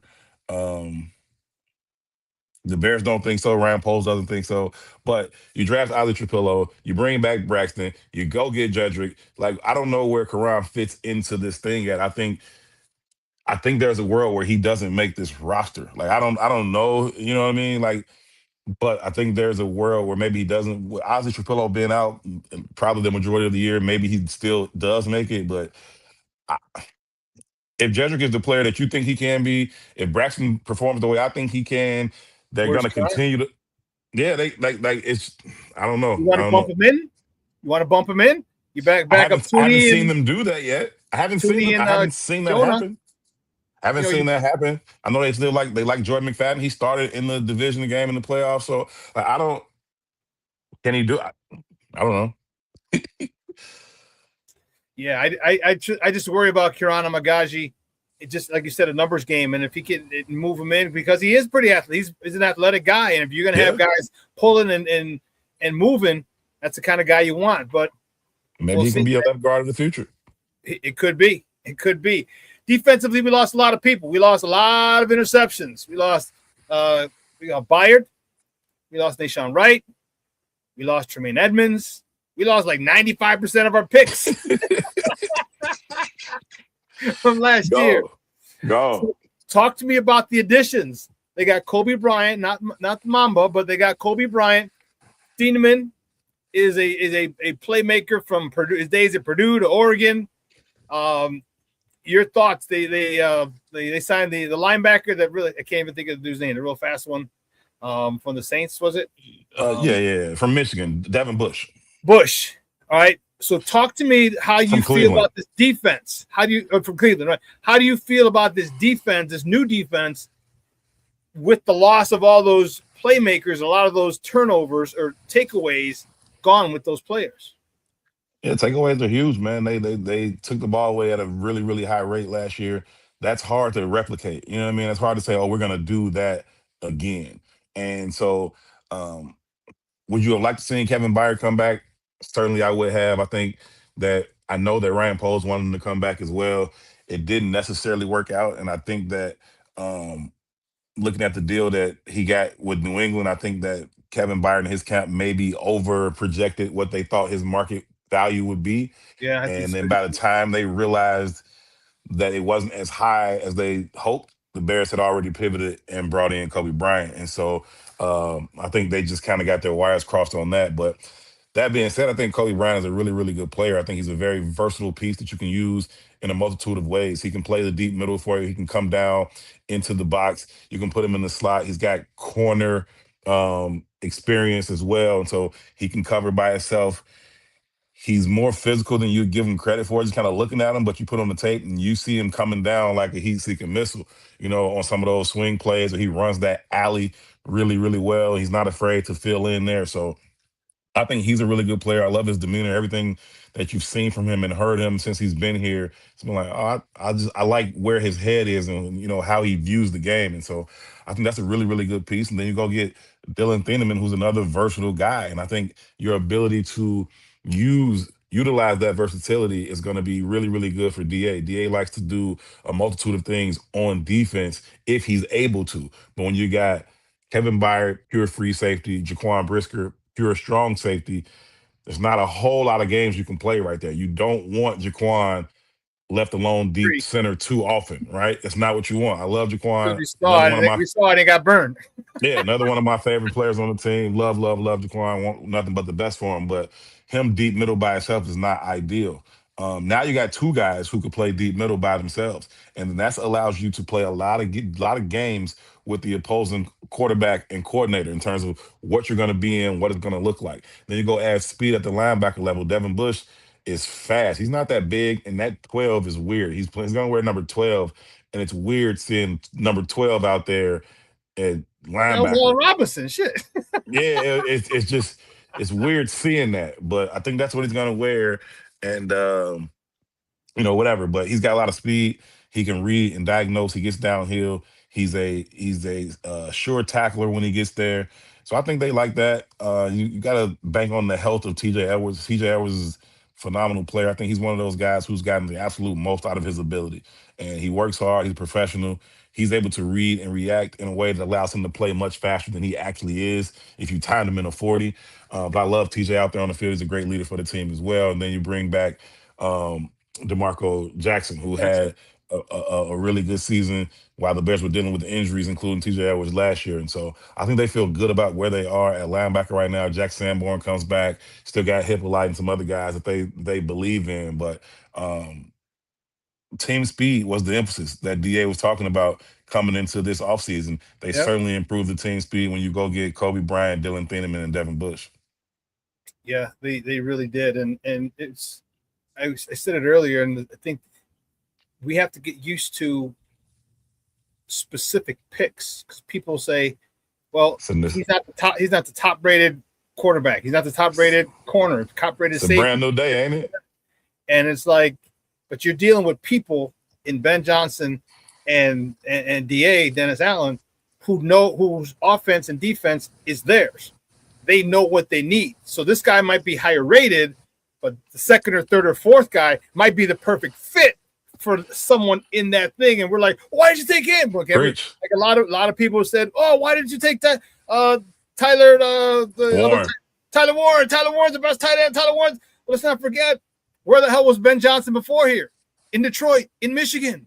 He got to see Colson Loveland like every week if he wanted. Yeah. And he's like, this is a guy who fits my system. Tyler, with this, no disrespect to Tyler Warren. Yeah. This guy fits my system. And we as fans got to say, okay, they're going after specific needs to fit specific roles. Not just, he's the first one. He's the best player in the draft. And sometimes the best player in the draft might not be the best player for your specific system. And that's what we have to get used to. It's a brand new day in Chicago as Bears fans, right? We're not used to being at that spot where we can draft for specific needs. We're trying to find our best players still most of the time, right? Yeah. Now we know who our best players are. We got our stars, we got our studs, we got our guys who we expect to lead us. But we've got critical positions that we need to fill. And so you talk about we third round, we're gonna draft our third tight end. Yep, because we need a third tight end. Dude, We I love utilize that pick, 13 bro. personnel. I love that pick. I listen. I understand the trepidation. I understood a little bit of the pushback on it. I think I was on the score when they made the pick, and I was like, I don't. That's surprising to me. And then you put on the tape and you watch the kid and you figure out where he's going to fit in. It's like, oh no, that's a brilliant move. That makes a ton of sense for what the Bears want to do now and even going on into the future. And so those are the types of picks you look at. Xavier Thomas, like, oh, wait, we're gonna draft a specialist in the third round too. And first of all, He again, came this is out and showed he's more than just a yeah, one-dog trick pony. he looked more of a polished receiver than I expected him to look. That was in the spring, no pads, yada yada yada. But just watching his fluidity, watching his natural hands, he wasn't fighting the ball on the passes. He made some good catches, and the speed is insane. I'm sure everybody's heard about it, but it was just one play in the spring. They threw him a bubble screen out to the left, and like, he just darts through and shot out of the catch. Like, oh no, that's a different level of speed. Like that 4.2 looks different than anything. You guys got 4.3 and 4.4, and they all great athletes. But you see a guy who can come in there and drop a 4.2 and do it on the grass. It's like, hey, you could see that was a different level of speed. So I'm expecting some things out of him. Again, he's another guy that they had a very specific need for. They identified him. They got him. Let's see what it is. You know what I see with him? I see what Yeah, Shorty, it does feel great. It's different though. I see what Christian Watson did to C.J. Garner-Johnson last year. All right, they lined him up in the slot. He did a little boop, boop, and then just ran across the field. They cleared him out on the opposite side, ran across the field. C.J. Garner-Johnson couldn't stay with him. Ran through a 5-yard pass. A massive up the sideline touchdown. You know what? Beep beep. I'm out. And I see a lot of that with him. I see a lot of over routes with him, like clearing out, like, oh shit, is it a cover 2? Like, oh shit, what, crosser. You're looking at him, you got someone else coming up. I'm looking at Ben. I could see Ben sitting like freaking Dr. Evil, like, oh man, with his bald cat. Man, you already know how he is. I think he's gonna get a lot of work out of the backfield too. And I don't necessarily mean traditionally line him up at running back. He may get a little bit of that, but I mean, some jet sweeps, some end arounds, some bubble screens. I think those types of things is like, I think he's going to get 70 touches this year total, kicking game and offense. 70 chances for a guy with 4.2 speed to hit his head on the goalpost. And I think if he's get those 70 touches and you can get him out in space, he's going to get you 3, 4, 5 really explosive plays throughout the season that could win you a ball game here or there. And I think that's what they're looking for from him. I think half of his touches on offense may come behind the line of scrimmage. And that's fine too. And then also, and you set that up once, and then it sets up everything else. You go back to that wild card game against the Packers, and the bubble screen, they set it up like they were going. They hit Luther with it early, and they set it up again, and everybody jumped, and DJ's wide open down the left sideline. So those are the types of things you can do once you establish an ability to do those other things. And I think Xavier Thomas is going to be a guy who, like you said, Ben Johnson is going to love finding ways to utilize his ability, which is certainly pure speed, but also he can catch the ball in traffic, and he's stout. Like, he's not a big guy, but he's stout, and he's going to be able to. Legs, he got some ass on him. Like, he's not a boop, and he falls over. When you talk about throwing those screens out there, you got that one guy that's trying to run through there and try to trip him up. That's not going to work. You know what I mean? Or you're trying to bump him out of that. That's not going to work. So they're going to utilize him. I'm really excited. Talk to me about that defensive line. My guy Cornelius wants to know your thoughts on Jaden Loving and undrafted free agent and Jordan Vandenberg, the Vanilla Gorilla, they call him, kid out of South Africa, and whose idol, he said, was Grady Jarrett. and now Yeah. he's on the same team with him. And talk about a childhood dream coming true. You get to be mentored and taken under the wing by your childhood idol. Talk to me about those two guys on the defensive line. Vandenberg, he was slow off the ball in the spring, and that's not something that you don't necessarily expect from a young defensive lineman making that jump. What was impressive about him is that even though he was slow off the ball, he had the athleticism to then recover, right? So he's losing first, and then he's got the athleticism to recover, whether that's get flat and then get down the line and get involved in the tackle, or it's whether he's able to reposition himself and stay, keep his gap integrity. And so you can see the athleticism. He's got to get a little bit faster off the ball, and I think that's it's just a lot of thinking, man. You come in there, you thinking. You get the play call, you try to get to the line of scrimmage, you're trying to get set. Where am I thinking? And then boom, the ball snaps, and you're just a little late off of it. And so I think once it slows down for him, you're going to be able to see his athleticism kind of just take over, and you'll start to see him make some plays. I'm not looking at this thing all pie in the sky like they got some Pro Bowl defensive tackle in the 6th, 7th round. I don't know that to be true. But I do think he has some traits that are good. I think he's got the right football makeup, which is always important. Um, and the Bears, they're very particular about the guys they're bringing in terms of their temperament, in terms of what type of people they are, what type of football character that they have. Ryan Pohl said this was the smallest list of draftable players that they've ever had because they were very strict about who they were crossing off the board and why. Like, they don't fit perfectly into our system and our culture. They weren't on the board as being draftable players, and so he obviously fits in there. I'm excited to see what it's going to be for him, but I think it's going to take him a little bit of time for the game just to slow down just a bit and allow him to kind of play freely. With Loving, that dude, he is he's one of the more impressive people I've seen physically. Just looking at him. I'm talking about not just standing still. I was like, who the hell is that kid? And he's so solid, and he looks like he should be an immovable object. And I can't wait to see what that looks like when the pads come on because he's short, so he's got the leverage, he's got the pad level, and he is tree trunks for legs, big in his upper body. He should be a guy who I think could factor into this defensive line conversation. I really do. And I mean, let me be clear. This is 100% off of me just looking at the kid, right? It's just 100% off what he looks like. Because again, I just don't put a whole lot into, spring ball when you talk about linemen. So not a whole lot in terms of that. His get off seems to be adequate. That's the only thing you can really see with those defensive linemen at that stage. Seems to be adequate. Got to find out if he can actually hold up when those pads get on because he looks like he should be a problem. Last credit before I let you go, man. As always, I appreciate your time. And don't forget, again, guys, we're joined by Herb Howard. Yeah, I know. It goes by too fast when we start talking. We're joined by Herb Howard. He is the Bears beat writer for the Bigs, and we're talking Bears football here on ShawnSierraSports on Sports Zone Chicago. That defensive end position wasn't addressed in the offseason, probably to the liking of many fans. How comfortable are you with this defensive end group going in? People are expecting a big step up from Austin Booker. Dio Dengbo's back. Is Kevin Hardy back? I mean, how are you looking? Give me your thoughts on the defensive end position when they really didn't make a big splash in there this year.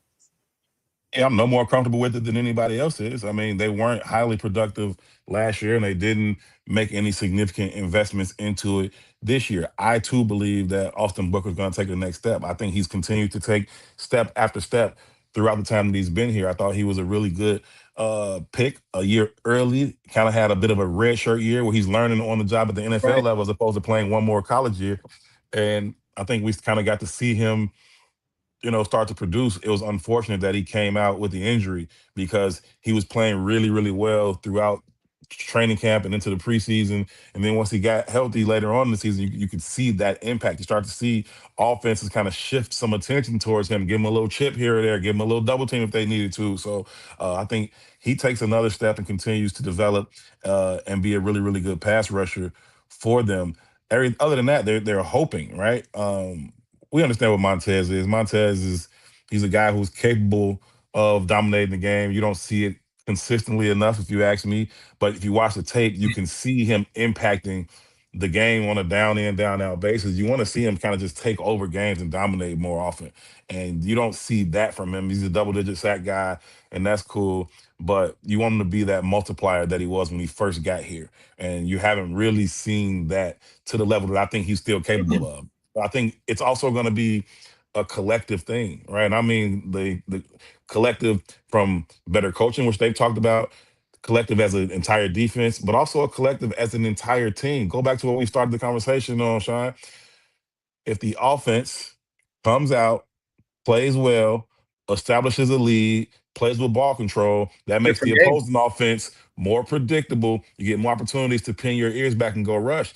When you're trying to come back like we were so often last year, the opposing offense can do whatever the hell they want. And that makes it harder on defensive linemen to just pin their ears back and go rush. They got to worry about the run. They got to worry about, now things starting to look like play action. They got to worry about boot action. It's so many different things that they got to deal with when they're playing from behind versus playing with a lead. That's where, again, the offense, Caleb, they have to get to a space where they are setting the tone for what this game is going to be. If you're going to be that guy, if you're going to be that offense, then go be it. Not the last 2 minutes of the game, but the first 58 as well, and put your whole team in a better position to where, and that alleviates pressure on it's the kicking game, it's the defense, it's every decision that a coach has to make. It's a different football game when you get out there and you're up 10-0. Right? Or you up 13-3. It's a different football game. So the offense can do their part to help the defense as well. I've been very critical of Montez Sweat because I can give a rat's ass. You give me 10 sacks. Right? To borrow a phrase from our old Uncle Hawk Harrelson talking about home runs, don't tell me how many you get. Tell me when you get them. Right? Are you worried about Montez Sweat in the third and fourth quarter? Nope. Is he showing up in the third and fourth quarter? Nope. Micah Parsons, you worry about him? Oh, hell yeah. Okay. So you worry about him for 4 quarters. You know what I'm saying? Like it's literally a night and day. And I give him credit. Remember at the last he had a sack on the last play of one of the Packers games. Yeah. End of the game. I was like, perfect. This is what we need. I need in the third and fourth quarter, like, okay, we got a lot. Oh shit. And I was the third and fourth quarter. We gotta know where he's at, and we gotta double team him. He's not getting double teamed enough. You're making $100 million.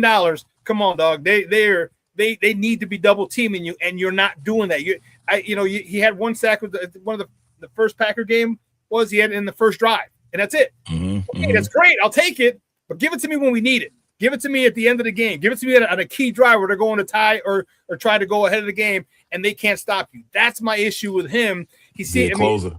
Yeah, in the locker room, he was just a really cool, chill, laid back guy, and sometimes I didn't get that dog from him. You know what I mean? Yeah. I didn't get that from him, and I wish he adjusted his mindset. Like in the fourth quarter, y'all gonna have to double team me, because if he does that and he makes that mind switch, woo, Charlie, because he got the talent. He's got the talent. You gotta hope a lot for this defensive line, right? You banking on a lot of you want Booker to take the next step. I think he will.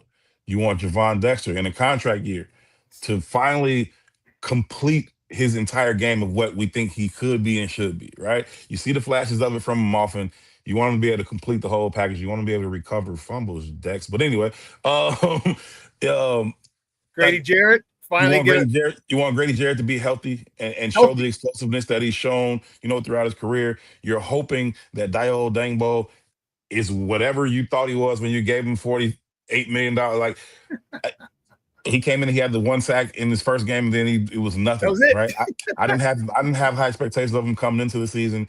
He did nothing to make me think differently about that now, and he's coming off of an Achilles, which I commend him for, because he was out there in the spring, still running around, still participating, which was like quick to me. I ruptured my Achilles, snapped it in half, and it was a good 8 months, like before I was just ready to just feel like regular again, let alone go play some NFL football, right? So, I give him a ton of credit for that. I don't know the severity of his injury, but to see him back out there running around as quickly was impressive. But they're hoping, again, you're hoping on that. You're hoping that Shamar Turner can come back and be who you thought he could be first, then. Oh, Pupless, don't get me started. Him being back on it, Kyler being Gordon.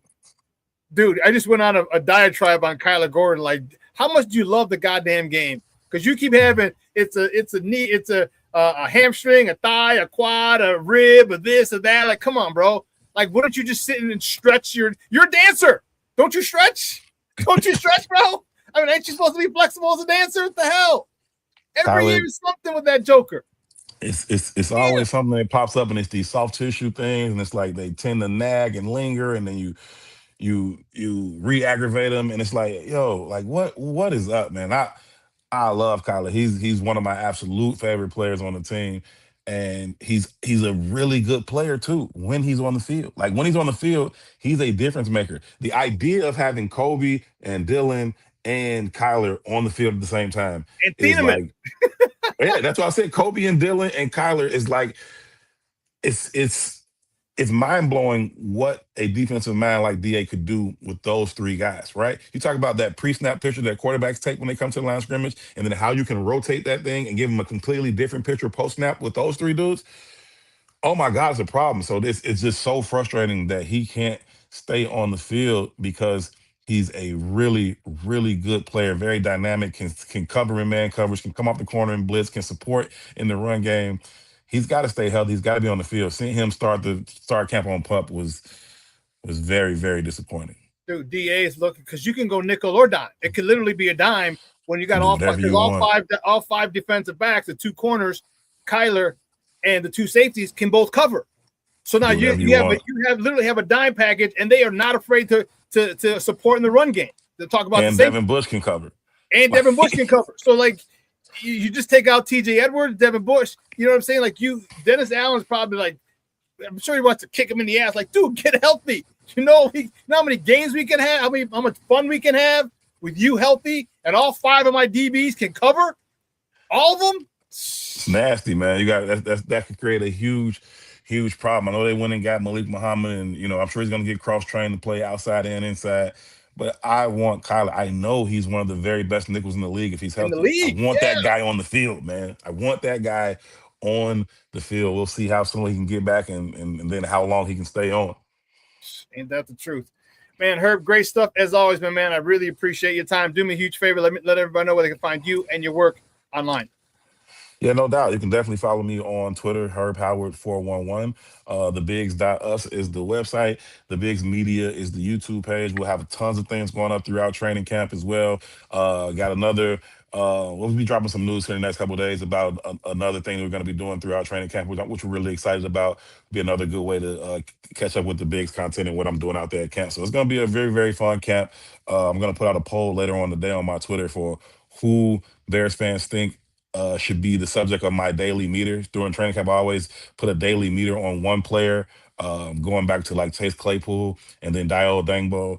I'm going to figure out who that player is going to be this year. I'm going to put a poll out and give the whole Bears Nation some input on who that guy should be.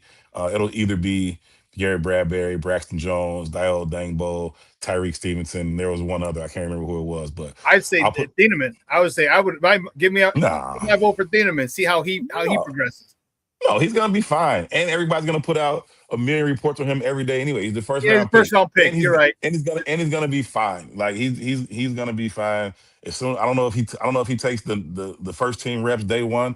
I would. I love Elijah Hicks. He's a cool dude, but he's been a backup the majority of his career for a reason. Every time his number's been called, he showed up and played serviceable football for them. But you drafted Dylan in the first round. Let's get him ready. Let's get him going. So I'm not super concerned about that. When I do my meter, there's usually a guy who, if he performs at a high level, if he becomes a significant contributor, it could be really, really good for the Bears. But I'm not sure that he will. You know what I mean? It's that type of player. So I keep my eye on them every day to see, whether they're trending this way or not. So we'll see who it's going to be. But I'm looking forward to it, man. It's going to be a really, really fun camp. Man, that should be fun. I'll make sure I keep checking out on Twitter. Find that poll. Yeah. Man, again, great stuff, buddy. I appreciate it, man. We will talk soon, and bear the fuck down, bro. I am fired up, bro. I am fired up. Always a pleasure, brother. Thanks for having me, man. All right, thanks for your time, bro. Appreciate it. Guys, that's Herb Howard from the Bigs talking Bears football. I am fired up. I got goosebumps on my arm just thinking about Dennis Allen being able to play so many games with his different receivers, his different DBs. As a former defensive coordinator, my mind went is going crazy thinking about the amount of coverages, disguise coverages, blitzes, all the things you can do to with such versatile defensive backs. Got me fired up. Yes, I was a running back my entire career, but my coaching career, at the end of the last third of it, I was a defensive coordinator. So looking at the game from that perspective, whew, I am fired up about it. Man, Don Burr is back, baby. Detroit versus everybody. Good to have you back, buddy. Hey, you get so I got a question, Don. Just quick question. Do you ever watch the Detroit Lion games with Big Meech? I'm just asking the question. I don't. If you don't know who Big Meech is, you ain't a real Detroit Lions fan. You ain't from the D. You ain't from the D if you don't know who Big Meech is. So let me know, Don. Ever watch a game with Big Meech?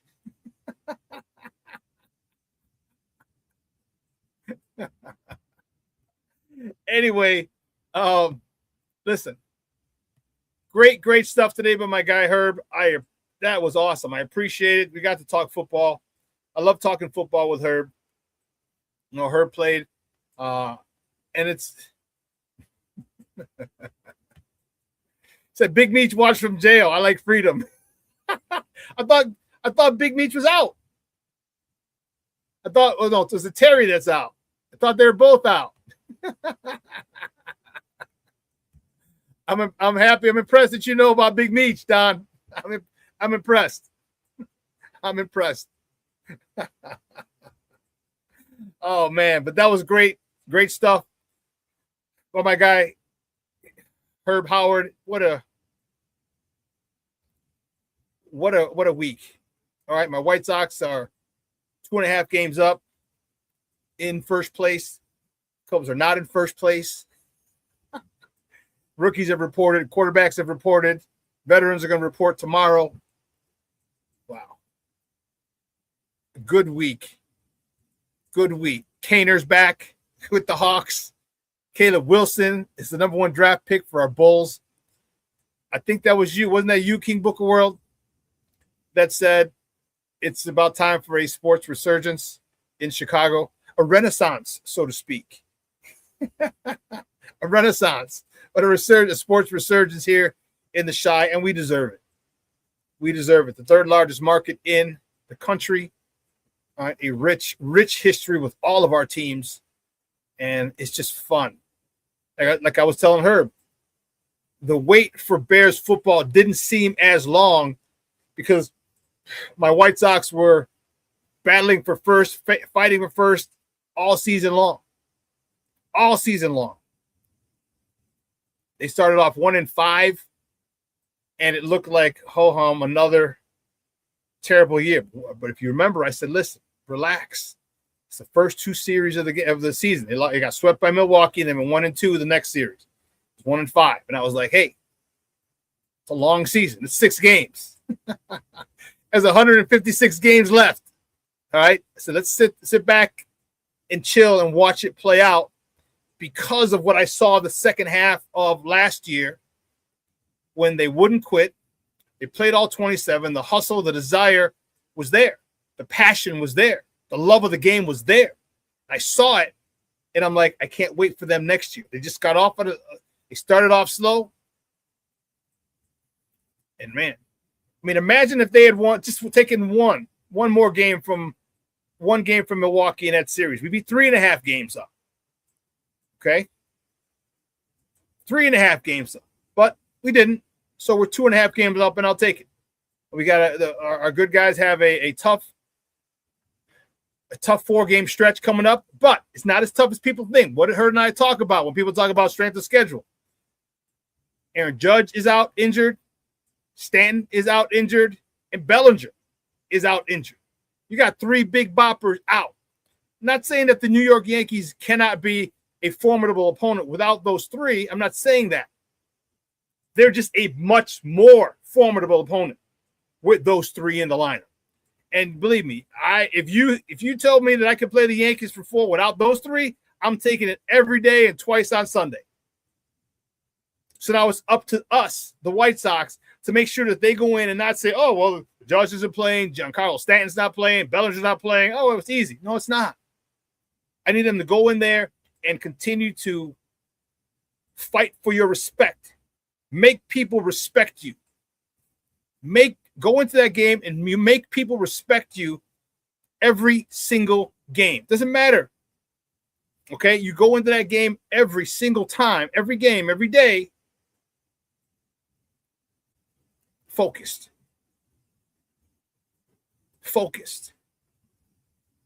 Continue to be a good defensive team.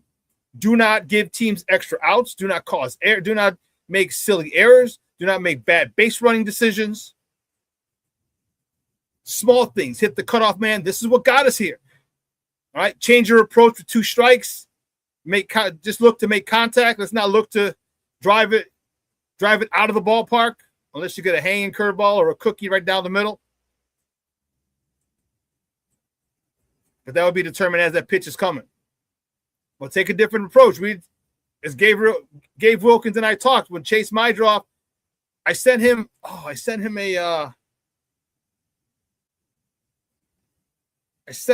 video. Let me see. Oh, I can't pull it up because I can't send it. Son of a biscuit. Where we talked about, they were talking on the air.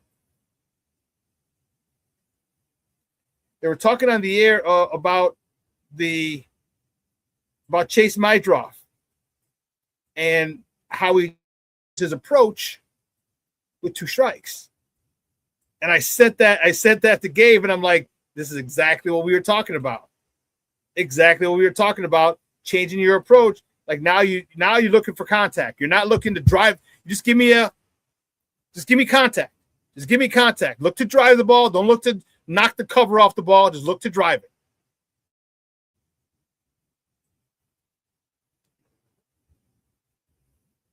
King Booker says someone on here called the Mooney rocket taking off. I just said, man, I'm counting the days. I knew it was coming. Don Burr says, prayers up for Eric Bieniemy's wife. That's a crazy situation. Her own son did that. Wow, I didn't hear about that. You must have got some more information than I did. So they heard. Oh, snap. Here it is. Nate Taylor. The same person who broke the story says, sources, wife of Chiefs Eric Bieniemy shot by the couple's son. Lord have mercy. Elijah Zion Bieniemy was arrested and charged with malicious wounding, use of a firearm, and commission of a felony, and discharge of a firearm inside of a dwelling, according to the Loudoun County Sheriff's Office. Sources told ESPN. She was shot in the chest and the arm. He's being held without bond at a detention center in Loudoun County, according to police. Good. Also, Eric Bieniemy left Chiefs training camp and was not in attendance for Monday's practice. He was with the Chiefs on Sunday in St. Joseph for their second practice. Damn.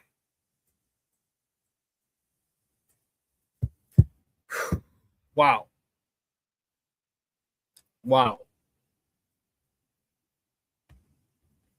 You said her son, that's effed up. It damn sure is. Yeah, sure. I think you joined a little later, right after I had that news. That was the top of the morning topic because it broke this morning. So shaking my head too, Junior. That was crazy. Well, man, big shout out to my guy Herb Howard. I want to say thank you for coming on, talking Bears football with me. I want to thank you guys for the love and support you give me every single show. All right, please be sure to hit the like button. Please be sure to share it. Tell your peoples about it. Okay. We got to get more subscribers. I have a lot of things that I want to do this year. We need more subscribers and more bigger. We need Sports Zone Chicago to finally take off and do so I can do the things that I wanted to do with this platform for a long time. Okay. Don't forget today, 12:15, Lakina McGee and Sydney Brown with Second City Sports from 12:15 to 2:15. Take you on another tour of Chicago sports for 2 hours. And then I'll be back on Wednesday. 9 a.m. to 11 Central Time. All right. So do me a favor. Yeah, she didn't know it's her son either till Don said something. I went back to ESPN and they updated it because when they initially said they didn't have who shot him. And then now after the update, it said it was their son. It was Eric and Mia's son who shot them up. Wow. Thank you, Don. I appreciate it. Appreciate it. So good luck to you, your platform, Shawn. I hit that like button. Yeah, hit that like button, guys. I'd greatly appreciate it. Smash that like button. It'd be because I have huge plans for us this year. All right, huge plans for Sports Zone Chicago and us this year. So it's supposed to hit 90s plus today. It's 81 and overcast out here. It was supposed to be a storm around 10 and then a storm later this afternoon. It's more stormy than looking like 90. Shorty says, great show, Shawn. I needed this today. God damn it, I missed my dog. I'll keep you in my prayers, man. I'll keep you in my prayers. All right. Pet owners, you know, their pets become part of the family. And yeah, again, I'll keep you in my prayers, brother. All right. So for everyone here at Sports Zone Chicago, I'm your boy, the SuperBack, Shawn Sierra. Have a phenomenal day. See you on Wednesday. Your boy is out.